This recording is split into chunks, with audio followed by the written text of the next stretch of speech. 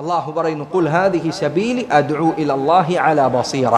ഞാൻ അള്ളാഹുവിലേക്ക് ക്ഷണിക്കുന്നത് അലാ ബസീറത്തിൻ, ബസീറത്തോടു കൂടിയാണ്. ബസീറത്ത് എന്ന് പറഞ്ഞാൽ ചിലർ പറഞ്ഞു അലാ യഖീനിൻ, ഉറച്ച ബോധ്യത്തോടു കൂടിയാണ്. ഞാൻ പറയുന്ന ഒരു കാര്യത്തിൽ എനിക്ക് സംശയമില്ല. അങ്ങനെ ആയിരിക്കണം ദഅവത്ത് ചെയ്യുന്നവൻ. അവൻ വടവൃക്ഷം പോലെ ഉറച്ചു നിൽക്കണം, പർവ്വതം പോലെ ഉറച്ചു നിൽക്കണം. തൗഹീദിന്റെ കാര്യത്തിൽ അവൻ ഒരു അണുവിട പിന്നോട്ട് കാലുവെക്കരുത്. ആരൊക്കെ വന്നാലും, ആരൊക്കെ അവന്റെ മുന്നിൽ വന്ന് നിന്നാലും അദ്ഉ അലാ ബസീറ, ഞാൻ ഉറപ്പിലാണ് ക്ഷണിക്കുന്നത്, ഈ പറയുന്നതാണ് ശരി, ഒരു സംശയവും ഈ പറയുന്ന കാര്യത്തിൽ എനിക്കില്ല. ഞാൻ ഇസ്ലാമിലേക്ക് ക്ഷണിക്കുന്നു, ഇസ്ലാമാണ് സത്യം, എനിക്കൊരു സംശയവും ഈ കാര്യത്തിലില്ല. ഇത് സ്വീകരിച്ചിട്ടില്ല നരകത്തിലാണ്, ആ കാര്യത്തിൽ എനിക്ക് യാതൊരു സംശയവുമില്ല. അലാ ബസീറ, ഉറച്ച ബോധ്യത്തിലായിരിക്കണം. ചില ആളുകൾ അങ്ങനെ തഫ്സീർ പറഞ്ഞിട്ടുണ്ട്.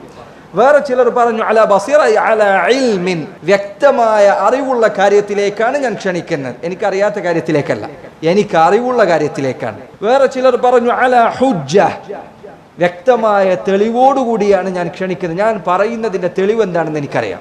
വേറെ ചില ആളുകൾ പറഞ്ഞു അലാ ബസീറത്തിൻ എന്ന് പറഞ്ഞാൽ അലാ ഹഖിൻ, ഞാൻ ക്ഷണിക്കുന്ന കാര്യം സത്യമാണ് എന്ന ഉറച്ച ബോധ്യത്തിലാണ് ഞാൻ ക്ഷണിക്കുന്നത്, ബാത്തിലിലേക്കല്ല. ഖുൽ ഹാദിഹി സബീലി അദ്ഉ ഇലല്ലാഹി അലാ ബസീറത്തിൻ അന വമൻ ഇത്തബഅനി. ഈ ആയത്തിൽ രണ്ട് ഖിറാഅത്തുകളുണ്ട്, രണ്ട് പാരായണ രൂപങ്ങളുണ്ട്. ചിലർ പറഞ്ഞു ഖുൽ ഹാദിഹി സബീലി അദ്ഉ ഇലല്ലാഹി അലാ ബസീറത്തിൻ അന വമൻ ഇത്തബഅനി, ഇങ്ങനെ കൂട്ടിച്ചേർത്തുകൊണ്ട് ഓതുക.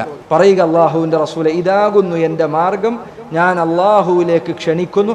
അന വമൻ ഇത്തബഅനി, ഞാനും എന്നെ പിൻപറ്റിയവരും ഇതിലേക്ക് ക്ഷണിക്കുന്നു. അന അദ്ഉ ഇലല്ലാഹ് വമൻ ഇത്തബഅനി യദ്ഉ ഇലല്ലാഹ്, ഞാൻ അല്ലാഹുവിലേക്ക് ക്ഷണിക്കുന്നു. അന എന്ന് പറഞ്ഞാൽ എന്താ? ഞാൻ അല്ലാഹുവിലേക്ക് ക്ഷണിക്കുന്നു, എന്നെ പിൻപറ്റിയവരും അല്ലാഹുവിലേക്ക് ക്ഷണിക്കുന്നു. ഇത് ഒരു വിശദീകരണമാണ്. ഖുർആനിന് വ്യത്യസ്ത വിശദീകരണങ്ങൾ ഉണ്ടായിരിക്കും. രണ്ടാമത്തെ വിശദീകരണം ചിലർ പറഞ്ഞു ഖുൽ ഹാദിഹി സബീലി അദ്ഉ ഇലല്ലാഹി അലാ ബസീറ, ഖുൽ ഹാദിഹി സബീലി അദ്ഉ ഇലല്ലാഹ്, പറയുക അല്ലാഹുവിന്റെ റസൂലെ, ഇതാകുന്നു എൻ്റെ മാർഗം, ഇതിലേക്ക് ഞാൻ ക്ഷണിക്കുന്നു.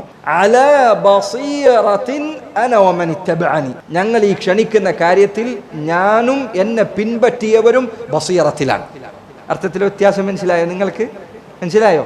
മനസ്സിലായിട്ടില്ല ചില ആൾക്കാർ. ആയത്ത് നന്നായി ശ്രദ്ധിക്കാൻ നിങ്ങൾ. അള്ളാഹു പറയുന്നു ഖുൽ ഹാദിഹി സബീലി, പറയുക ഇതാകുന്നു എൻ്റെ മാർഗം, അദ്ഉ ഇലല്ലാഹി അലാ ബസീറത്തിൻ അന വമൻ ഇത്തബഅനി, ഇങ്ങനെ ചേർത്തുകൊണ്ടോതാ. അപ്പൊ അതിന്റെ അർത്ഥം എന്താവും? ഞാൻ ഇതാ ഈ മാർഗത്തിലേക്ക് ക്ഷണിക്കുന്നു, എന്നെ പിൻപറ്റിയവരും ഈ മാർഗത്തിലേക്ക് ക്ഷണിക്കുന്നു. അലാ ബസീറത്തിൻ, ഞങ്ങൾ ഈ ക്ഷണിക്കുന്നത് ഉറച്ച ബോധ്യത്തോടു കൂടിയാണ്. ഇതാണ് ഒരു അർത്ഥം. രണ്ടാമത്തെ അർത്ഥം ഖുൽ ഹാദിഹി സബീലി അദ്ഉ ഇലല്ലാഹ്, പറയുക അല്ലാഹുവിന്റെ റസൂലെ, ഇതാകുന്നു എൻ്റെ മാർഗം, ഞാൻ അല്ലാഹുവിലേക്ക് ക്ഷണിക്കുന്നു. അവിടെ നിർത്തുക. അലാ ബസീറത്തിൻ അന വമൻ ഇത്തബഅനി, ഞാനും എന്നെ പിൻപറ്റിയവരും ഞങ്ങളുടെ ഈ ദീനിന്റെ കാര്യത്തിൽ ബസീറത്തിലാണ്, ഉറച്ച ബോധ്യത്തിലാണ്.